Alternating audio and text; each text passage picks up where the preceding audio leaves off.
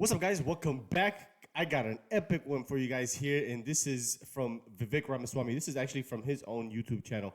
And make sure you stay to the end. We're going to get into the comment section. To you, being a man of color, when exactly was America great? What period was America great? And if America was great in that period, would you personally go back to it? Would I go back to 2016 through 2020 in this country? I would. Hell yeah. Actually. I think America was great then. And why do you think America was great? Was America great for most of our national history? I think we were, actually. I think America was great. During slavery, during redlining, Jim Crow laws, civil rights movement. I think, was America perfect? None of those things that she's experienced herself, by the way, but let's keep going. No. Was America great? Yes, it was, big, actually. Very actually, big do emphasis think it was. and a very big extreme that you're jumping. Because when exactly was America great? America is not great for the African American woman. America is not I disagree. great for. I think there's. Like what? Are we can I ask you one question? What exactly What's your name? I'm Felicia. Felicia. Yeah, of course her name is Felicia. But this is the funny part. Every time that they say that America was never great or America is oppressive and is systemically racist, none of those things that they tell you are things that they experienced themselves firsthand. It's always something that they heard about or that they seen or read in history books that their ancestors experienced, and they project that onto themselves. Nothing that she said, nothing that she's listed, she's experienced herself. I guarantee you that. But let's keep going. What other country for an African American woman is better than the United States of America? Well, I live in the United States of America, so I only want to talk about the United States of America. Right, exactly. So what country, when I talk about whether America is great, I'm not talking about whether America is perfect. Well, that's why I'm confused, because when was America great for somebody like me? You just told me I think America's been great. Yeah, so I think America great. You just told me where somewhere else that America was great. Yeah, exactly. So you just told me basically that it wasn't great for me. I think America is the greatest country on planet Earth for you. How? That's what I believe. That's what I believe. Because this is a country where you can achieve the maximum of your God-given potential by working hard. I am an African-American woman still facing institutionalized, systematic racism. I don't believe that yes, I am. to be true right now. I am. There are points in our history where that was true. Yes, I think I today you are free to and achieve. I would like to talk about how Who is the number bring up affirmative action as well. Well, let me just address your first point. Let me just address your first point. It really is. I think this is the country on earth where you're able to achieve the maximum of your potential without your skin color standing in your way. This is a country where that's not true. I believe it is true. That's not true. What are you unable to America, achieve, ma'am? Felicia, Wells what can you? Fargo, they literally all What of these do you other wish to banks achieve? just got sued for not giving home loans to African American people. That happened in Nothing she's experienced once again. 2024. So let me just ask you, what do you so-called lower of the property value? So let me tell you, Felicia. And its ramifications Donald Trump when is running a certain somebody was president. Donald Trump is running to make America first a reality for all Americans. Let me ask you something very personal, because you made it personal to you. What do you want to achieve in this country that you believe you can't right now because somebody else is stopping you because of your race? Well, right now, as my future career, I want to be a criminal defense attorney. Okay. However, as we can acknowledge, there is only 5% of black lawyers in the United States at this current moment. My question is, what are you unable to achieve? Because I think you can achieve that. What is stopping her from doing that? I believe in you Girl, I believe to in achieve me too. that. I'm just saying, why is that the case? And the number, because I believe the number one factor. Why is that the case? I believe the number one factor that determines whether you succeed in this country is not your skin color. It is whether or not you actually put in the effort. These people are, she's not listening. You see her, right? She's just yelling. She will never let him answer a question. She will answer, or she will ask a question, and then she'll just keep repeating a phrase over and over and over again. Like, she's not genuine. They're never genuine, first of all.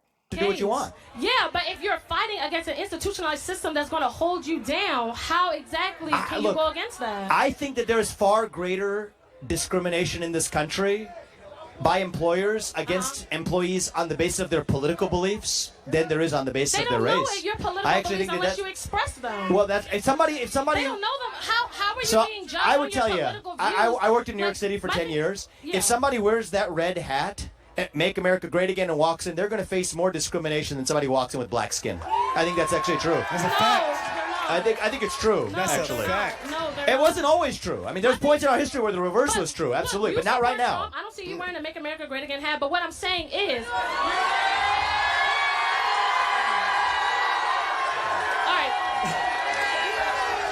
That's great. You did a nonsense. costume change. But what I'm saying is, prior to that, you did not have that on. Prior to that, you didn't have that on. So me. All right, she started the insults. So, hey, if we start, coming after her, she can't say nothing. He didn't go after her ad hominemly at all. At all. He didn't attack her personally or physically at all. She's the one that got into it. So, hey, it is what it is at this point after this. Whatever happens at this point, she set it up. Perceiving you, I'm perceiving you as a man. I'm not perceiving you as a MAGA supporter, Trump supporter, XYZ. I don't perceive you as that until you tell me that is. So how can you say that somebody's being judged on their political views unless you make those political views known? I can tell you why. That doesn't make any sense. I can tell you why. So I'll tell you a story of a woman. I'll tell you a story that you may not be aware of. All right. So there's a company where a woman, she was wearing a red sweater and held Veterans Day at every Friday to acknowledge veterans in her workplace. It was a little affinity group they created. That's what they called it. Now, there was an employee who said that he considered that to be a microaggression. The employer made her stop doing that. She said, okay, I'm just going to bring my red sweater and put it on Fridays on the back of my chair. The employer still stopped her from being able to do that, too. That's political discrimination based on this an anti-racist environment we've created in America. So the irony is in the name of fighting racism, we've actually created political... She lost her job.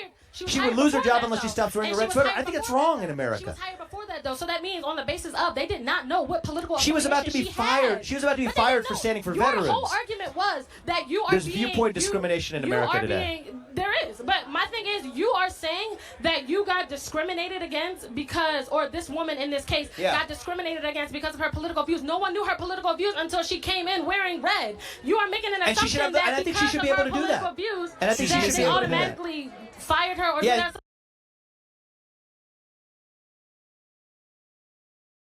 She doesn't even get the point that he's making here.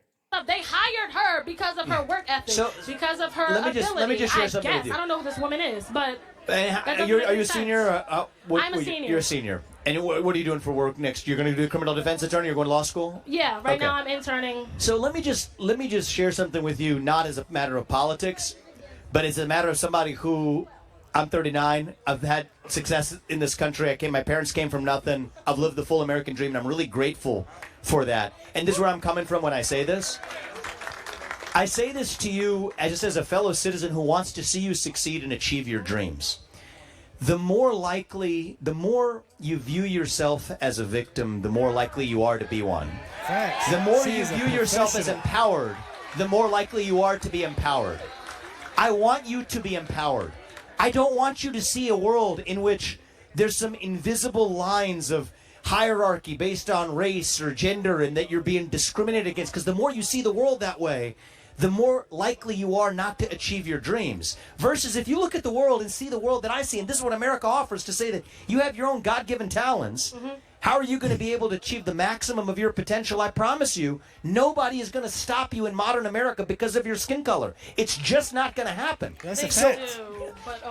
Give me one. I would love to hear one example where you wanted to, where you tried to get a job and you couldn't get it because of your skin color. I'm sure that's true of people who lived in the 1950s. I'm sure it's true of people who lived in the 1850s. Now, I'm also sure that doesn't exist today. What you're telling me is that they're saying that I can't get a job based on my skin color. They're not going to outright say that because of different laws and policies in place, which is why the systemic racism is part of the conversation. Then how would you know? Make it make sense. So look, I think that here's the thing. Here's the thing. In the 1960s, Martin Luther King said we want to live in a country where we're judged not on our color of our skin, but on the content of our character and our contributions. Yeah. We are 60 years later in a promised land far greater than he could have ever imagined. We've elected a black president of the United States. We've had a black attorney general. We've had black success at every level in this country. So they can't explicitly say that because they'll get sued. They'll get different legal ramifications.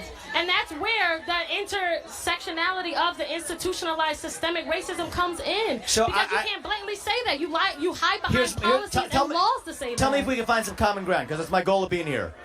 Do you agree with me? The best way to stop discrimination on the basis of race is to stop discriminating on the basis of race. Do you agree with me on that? Because I think that if you want to stop discrimination on the basis of race, let's stop discriminating on the basis of race. Can we agree on that?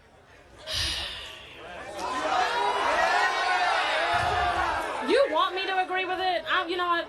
Fine. So at least we can agree that's a principle. It's a loaded statement, but okay, it's a loaded statement. So I think that part of and let me give you one. You gave me a little give. I'm going to give you one give too. All right. I'm going to give you one give too. I think that, and this may surprise a lot of people in the audience, but it's true, and I'm going to say it. In the last probably year, I think we have started to see something I never would have imagined seeing 10 years ago, which is the slightest uptick of actual anti-black racism in the country. And I'll tell you why we're seeing it. How? It's coming as a backlash to years of affirmative action. Because when you take something away from somebody on the basis of their skin color, there's no greater way to foster racism than to take something of value from somebody based on their skin color. And it's sad to see. I don't want to see that in this country, but the best way to get there is restore merit over group quotas. And I think there's no middle ground. Either you believe in merit or you believe in group quotas. You can't have both. I stand for merit, and I think that's better for Americans of every skin color, including black Americans as well. At my company, I found a multi-billion-dollar company. I had a black executive, okay? And I don't care about her skin color. It doesn't matter to me. I've had black executives at multiple companies I've built. I'll tell you a sad story that happened. She got her job because she was good at what she did. That's why I recruited her. A guy who wasn't particularly as good at his job didn't get the promotion to the position that she held. You hear the conversation, what do you hear? It says, oh, she only got her job because of her race and gender. Well, actually, in her case, that just wasn't true at all. But the reason he's able to say that is because most other companies in the industry are applying racial quotas to who actually gets those jobs. So it's not good for white Americans or Asians. It's not good for black Americans either. What we need is colorblind meritocracy in America. And affirmative action, I do think, is the biggest form of institutional racism that exists today. That's what I believe.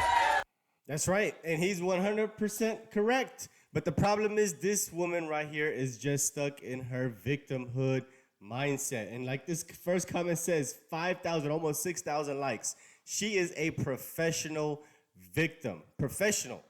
She's top tier.